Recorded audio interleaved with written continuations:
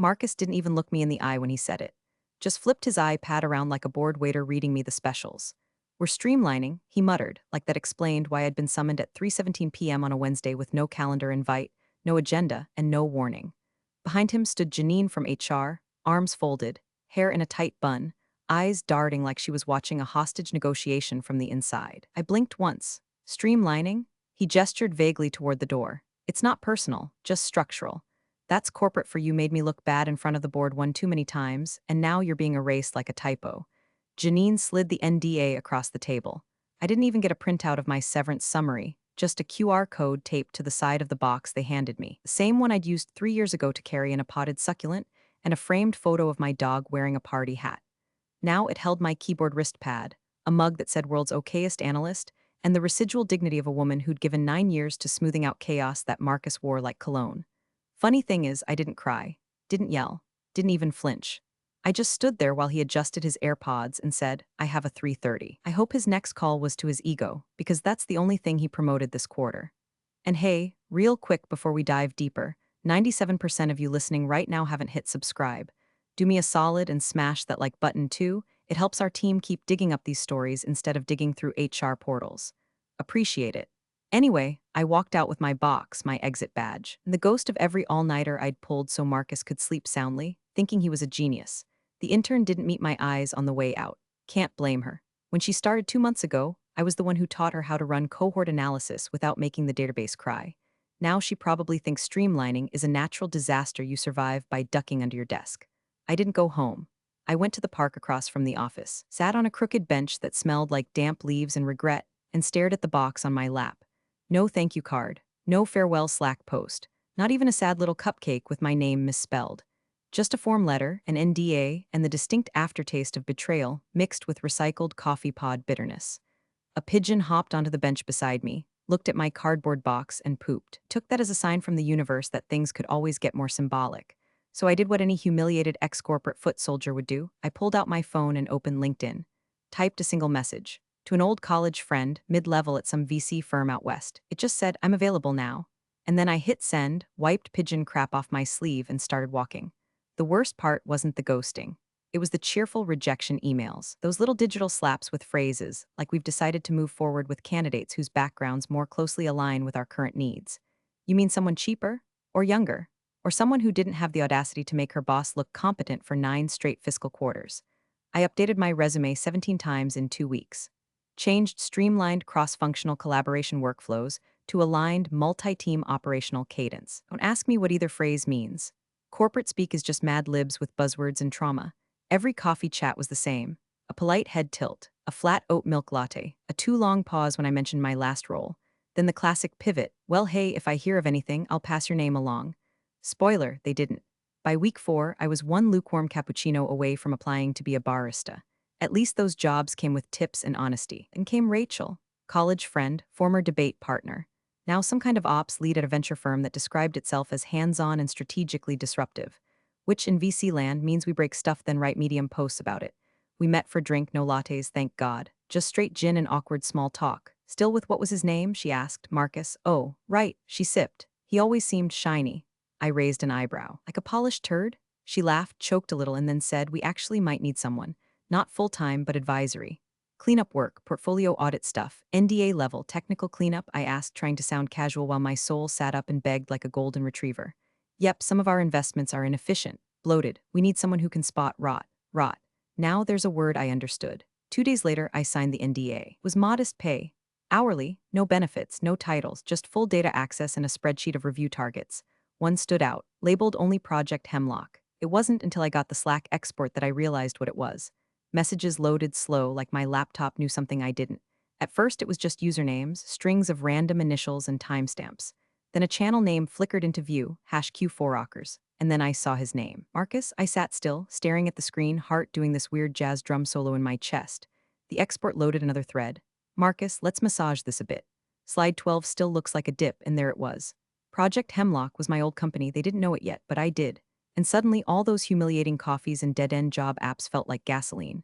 Because I'd just been handed a match, I laughed. Actually laughed out loud alone. At my kitchen table with 3 empty La Croix cans and a half-eaten bagel slowly fossilizing beside my laptop. They really didn't revoke my vendor credentials. Still had access to HubTrack, Expense Sled, and some Frankenstein database interface they duct taped together for contractor invoicing. Amateurs. I clicked through dashboards like I was walking through an abandoned house I used to live in. The furniture was the same, just dustier, and pretending it wasn't infested. First thing I noticed? Q3 spend was up 48%. 48%. For a division that supposedly streamlined itself by offloading a mid-senior ops lead and 3 data analysts. Either they were feeding their servers caviar or someone was funneling money into the same initiative Marcus used to name drop when he wanted to sound visionary. Click, click, export. I opened the OKR tracker next. That same channel Marcus always insisted on posting in late at night to show hustle. Funny, I remembered Q2 retention metrics sitting at 72% before I left. Now, magically, they were listed at 86.1%. Even funnier, the data source column just said internal extrapolation. Translation: we made it up and hoped no one would check. I pulled up the old shared doc I used to maintain, before Marcus had me scrub it of unhelpful trends. Back when I still believed alignment meant something other than tell the story he wants or else. God, the flashbacks hit hard. Him standing over my desk, sipping his $14 cold brew and whispering, "Can we, nudge this? Doesn't have to be fake, just better framed." And me, exhausted at 9:43 p.m. on a Tuesday, staring at a retention chart that looked like a ski slope and wondering how much of my soul it cost to round up to the nearest lie. Well, turns out souls age well in storage. I opened a blank file, titled it Project Hemlock Official Audit Draft, and then another, Personal Notes Do Not Submit. The first one had bullet points, references, and screenshots. Clear, neutral, almost boring. The second one was where I let it breathe. Line by line. I started building a map of dysfunction. Vendor invoice inconsistencies. Duplicate contractor payments. A consulting retainer to deep strategy labs that looked suspiciously like Marcus's college roommate's shell company. There were Slack messages too, one from him to the finance lead. "Let's process these now before the new budget lock." Timestamp: 3 hours before my exit meeting. They weren't just messy. They were hiding rot with glitter. I stayed up until 3 a.m., cross-referencing vendor logs, contractor IDs, and expense claims with time-off calendars and Slack activity. That's how I found the ghost contractors. 2 of them paid through 3 cycles with no associated logins or email trails. One had an invoice labeled Innovation Strategy Alignment Phase 2. That file? It was a JPEG of a Sudoku puzzle. Swear to God. I saved it all, clipped it, tagged it, logged every source. And for the first time in weeks, I felt something other than shame or exhaustion. I felt aligned, not to Marcus, not to the board, to the truth I'd been told to sand down. This time I was keeping the edges sharp. The deeper I dug, the clearer the smell got. Not just rot, design. Marcus hadn't just tripped into dysfunction. He'd curated it like a man arranging dead flowers in a $500 ceramic vase and calling it vision. His whole empire was built on 3 things: inflated KPIs, consultant theater, and plausible deniability. The KPIs were the easiest to dissect. Take monthly active engagements, a phrase he invented during a Q2 investor update that everyone nodded at like it meant something. Turns out it included Slack pings, comments on internal blog posts, emoji reacts, calendar invites sent, not accepted. That's right. If I asked the intern to a meeting and she ignored me, that was still an active engagement. It got worse. Churn was counted only upon formal written request. So if someone rage quit over email or just ghosted, not churn. Net revenue retention? Based on contracted revenue not collected. So a client could be 3 months late and still count as a growth driver. I compiled graphs, charts, and comparisons. On one tab, the official metrics. On another, corrected numbers. The difference was grotesque, like comparing an Instagram filter to a mugshot. But metrics alone don't tell a story. People do, so I started calling them. Women I'd worked beside, the ones who vanished after realignments, the ones I'd assumed just got better offers. Turned out Marcus had a pattern. Mid-career women. Smart, detail-oriented, outspoken but professional. Every one of them had caught something: duplicate invoices, strange travel expenses, timesheet anomalies. Every one of them had raised a hand. And then, side meetings, performance reviews, gaslighting so polite it came with a smile. "You're just not aligned with where we're going. You seem negative lately. Have you thought about taking some time?" And then the box. I talked to 6 of them, 2 cried. One just laughed and said, "You're next." Not was, our present tense. Like we were passengers on the same ghost train, just at different stations. I didn't put those stories in the official report. No need. Instead, I let the numbers speak. The engagement rate was inflated by 61%. Contractor bloat, up 200% from last year. Unreconciled vendor payments, $480,000 and counting. I ended with a projection. If no changes are made, Division C will enter a sustained deficit by Q2. Losses projected to double within 6 months, assuming current burn and churn trends continue. No adjectives, no dramatic language, just the math. Then one last footnote. All data validated through current system access and invoice trails. Recommend immediate review of internal oversight controls. The report read like a eulogy. Not just for the division, for the entire illusion Marcus had been selling. And the most satisfying part, I didn't raise my voice once. I just turned on the lights. The email came in with the subject line, Portfolio Review Advisor Attendance Requested. Nothing dramatic, no bold fonts, no confetti, just 5 sentences and a Zoom link. And yet my hands went cold. It was happening. They were putting Marcus's kingdom under the microscope. And I was being invited to sit in the room, not as the disgraced ex-employee, not as the woman who once stayed up till 2 a.m. fixing his quarterly deck, but as a technical advisor. A ghost with credentials. My job, they said, was to observe and provide clarification as needed. Translation, speak only when asked. Let the charts do the stabbing. I prepped for 3 straight days. Scrubbed every trace of branding from the report. Relabeled charts in VC-friendly language, ROI delta, operational drag, burn alignment variance. I rehearsed my lines in the mirror like I was prepping for hostage negotiation.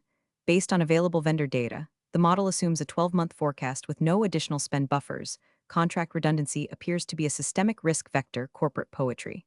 And then, when the report was buttoned up and sterile as a tax audit, I added one line. Small font. End of slide 12. See Appendix, Division C Strategic Misalignment. I hyperlinked it to the deeper report, the one with Marcus's full house of financial sins. Every vanity KPI, every ghost contractor, every overpaid invoice to Deep Strategy Labs. It was an Easter egg with a time bomb inside. Next, I pulled up the attendee list for the call. 4 VC partners, 2 founders from other portfolio companies, 1 observer, and Marcus. His name sat there like a spoiled oyster. I stared at it for a long time. It had been weeks since I'd heard his voice, longer since he'd smiled at me like I was his favorite tool. I wasn't sure what I'd feel seeing him again.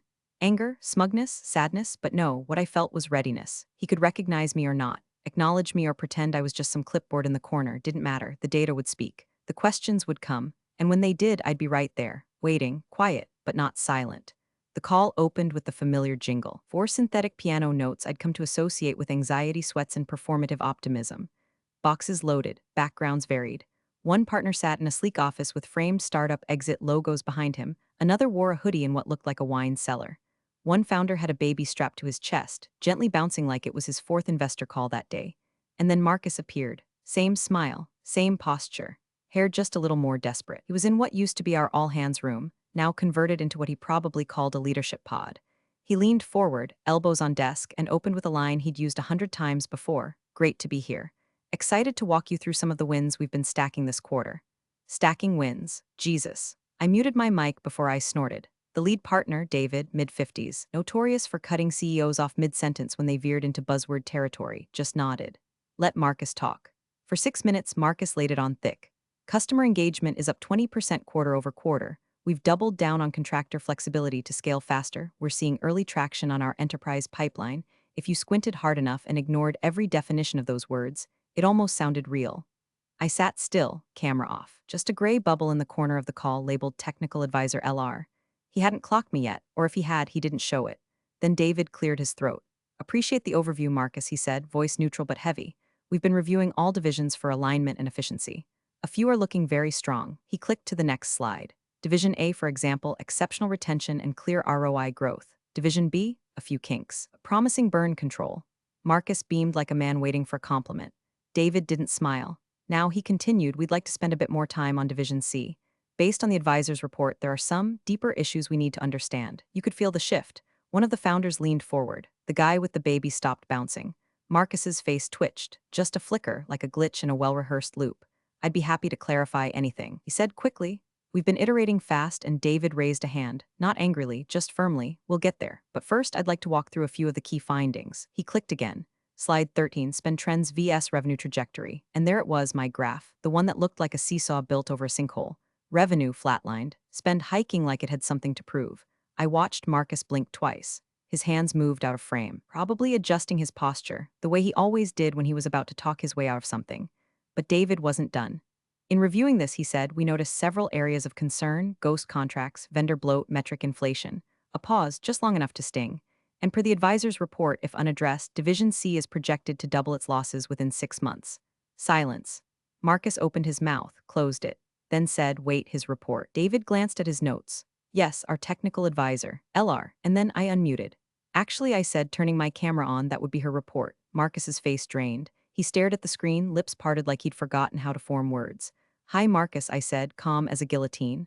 "Long time." David didn't look surprised. He just added, "You have about 60 seconds to respond before we open this up for discussion." And then he clicked to the next slide, Appendix D source validation and audit trail. I didn't smile. I didn't need to. The numbers were already speaking louder than I ever could. David's voice cut through the silence like an accountant wielding a scalpel. As I was saying, he continued, "The advisor's report outlines three primary concerns with Division C." He clicked again. Slide 14, Key Risks and Operational Inefficiencies. 1. KPI inflation. Engagement metrics were redefined without disclosure to include non-interactive events. Slack pings, calendar invites, even bot responses. The advisor traced this change to a directive issued mid-Q2. Marcus shifted in his seat. The camera caught it, a small, involuntary twitch of his right eye. 2. David said, calm as ever, burn rate mismatch. Contractor expenses tripled, but there's no deliverable correlation. Several vendors couldn't produce work logs. One invoice, labeled Innovation Sprint, turned out to be an AI-generated mood board with the company logo pasted over a beach. I'd actually laughed out loud when I found that one. David didn't. 3. Initiative misalignment. Significant resources allocated to projects with no measurable impact. One example involved a six-figure spend on something labeled Synergy Enablement Labs. The project was described internally as pre-revenue concept scaffolding. One of the other partners muttered under his breath, "Good grief." David continued, taken together, "These issues suggest not just inefficiency, but a systemic absence of oversight." His report, Marcus flinched, recommends we dissolve the entire division and reallocate resources toward a new initiative with validated growth potential. And there it was. The execution. The guillotine didn't drop, it just hovered, letting everyone watch the blade reflect the horror in Marcus's face. He blinked fast, swallowed hard, and then his report? He repeated, leaning toward the screen like maybe the angle had distorted the words. That was my cue. I clicked start video, camera on, lighting soft but clear. Hair pulled back, face neutral, blouse sharp enough to cut glass. "Actually," I said, voice steady and precise, "that would be my report." Marcus's face collapsed in real time. He blinked again, jaw slack, brows twitching like they were trying to decode the moment. "Hi, Marcus." I let the silence hang like a curtain in a burning theater. "Been a while." David didn't even look at him. He just said, with the same tone you use to end a board game you've already won, "I believe you have about 60 seconds to respond." Marcus opened his mouth, closed it, checked his notes like maybe reality had been misfiled. I waited, calm, unblinking. Years of being the ghostwriter behind his spin, the fixer of his mess, the one who built the castle he took credit for. Now I was the ghost with a spotlight. And the blade was still hanging, shining, just inches from his neck. Marcus finally found words, but not coherence. I think there's been a misrepresentation here," he stammered, his voice cracking halfway through the sentence. "We're in the middle of several of pending initiatives. Some of these numbers, look, it's all about framing, right? These figures are being pulled out of context by someone who clearly has an axe to grind." David didn't blink. Another partner leaned in and said, "We reviewed the audit trail ourselves. The context is clear and damning." Marcus turned to me on the screen like he could conjure doubt with just enough faux outrage. "You left the company under strained terms. This whole report feels like a vendetta masquerading as due diligence." I didn't flinch. "Actually," I said, voice so calm it echoed, "I left because you forced me out. I was the one who flagged the ghost contractors. The expense duplications, the burn mismatch. You told me to massage the narrative, your words." David flipped to slide 16, Appendix D source validation. I continued, precise as a scalpel. "All data sources are cited in Appendix D. Vendor logs, internal audit trails, Slack timestamps, invoice records, every number is backed. I didn't invent this. I simply reported the numbers I once helped you hide." There it was. The truth, sharpened like a scalpel and placed gently on the table for everyone to admire. Marcus tried to pivot. "This isn't how we handle things, look, the division's got potential. We've got enterprise leads, there's an RFP in progress right now with a third partner cut in, board and done. One of the leads was an intern testing your chatbot. It's in the report." Marcus's mouth opened and just stalled. For a beat, nobody said anything. Then David gave a tight, almost polite smile. "Thank you, Lena, this was overdue." And without another word, he clicked a button on his end. Marcus's box vanished mid-sentence. Muted, removed, just like that. The man who steamrolled over years of work with words like optics and momentum was now a ghost in a Zoom history log. I sat there, camera still on, jaw relaxed, pulse steady. It wasn't revenge. It was sanitation. The trash had finally taken itself out. 3 weeks later, my badge arrived in the mail, this time without a box. No NDA gag clause, no streamlining euphemisms. Just a clean onboarding packet, a direct deposit form, and a Slack invite that didn't expire after 30 days. Title, Transition Lead Growth Reboot Initiative. Funding source, the still warm corpse of Division C. David called me personally. Short and to the point. "You built the report, you know the bones. We want you leading the rebuild." I said yes. Calmly, without emotion. But when I hung up, I allowed myself exactly one loud, primal scream into a throw pillow. Then I opened a fresh doc titled Reorg Candidate Pool. The first 6 names, women Marcus had pushed out like unwanted furniture. Ashley from Strategy. Deep analytics brain, always talked too fast and asked too many questions for Marcus's taste. Danica from Ops, fired 6 weeks before me for not scaling with company culture. Priya from PM, told Marcus he was over-indexing on shallow innovation and got iced from all roadmap meetings. I called them, one by one. No buzzwords, no long-winded pitches. Just you were right and I want you back. Every single one said yes. The first internal kickoff felt surreal. Same work, same bones, but no second guessing, no smile policing, no soft threats wrapped in empty compliments. Just women sitting at laptops, rebuilding the thing we were once told we weren't qualified to lead. A week later, a package showed up at my apartment. No sender listed. Inside was a bottle of Syrah and a card that read, in neat handwriting, "We should have hired you a decade ago." I didn't toast. I didn't cry. I just put the bottle on my shelf beside the only framed photo I kept from my old desk, me, grinning with a whiteboard behind me, back when I still thought Marcus's approval meant something. Then I turned to the real whiteboard in my home office. Under the project name, Growth Reboot Initiative, I wrote in bold black marker, "No more boxes. Not for me. Not for them. Not ever again. Appreciate you sticking around, you legends of the break room. Subscribe for more chaos. Let's make your old managers spill their coffee in fear."